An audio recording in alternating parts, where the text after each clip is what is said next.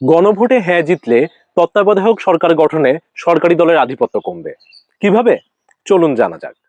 জুলাই সনদ অনুযায়ী সংসদের মেয়াদ শেষ হওয়ার 30 দিন পূর্বে প্রধানমন্ত্রী, বিরোধী দলীয় নেতা, স্পিকার, ডেপুটি স্পিকার যিনি বিরোধী দল থেকে আসবেন এবং সংসদের দ্বিতীয় বৃহত্তম বিরোধী দলের একজন প্রতিনিধি, মোট এই 5 জন মিলে একটি কমিটি তৈরি হবে, যেই কমিটি প্রধান উপদেষ্টা বাছাই করবেন।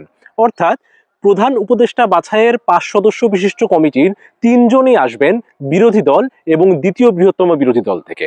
তাই প্রধান উপদেষ্টা বাছাইয়ের ক্ষেত্রে সরকারি দলের ক্ষমতার অপপ্রয়োগের সুযোগ অনেকটাই কমে যাবে।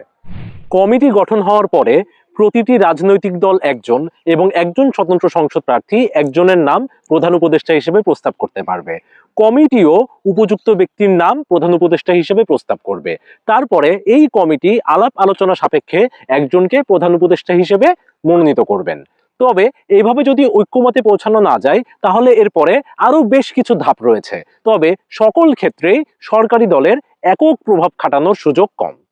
একই সাথে জুলাই সনদ অনুযায়ী রাষ্ট্রপতি তত্ত্বাবধায়ক সরকারের প্রধানের পদ গ্রহণ করতে পারবেন না, যা আমরা 2006 সালে তৎকালীন রাষ্ট্রপতি ইয়াজউদ্দিন আহমেদের প্রধান উপদেষ্টা হওয়ার ক্ষেত্রে দেখেছি।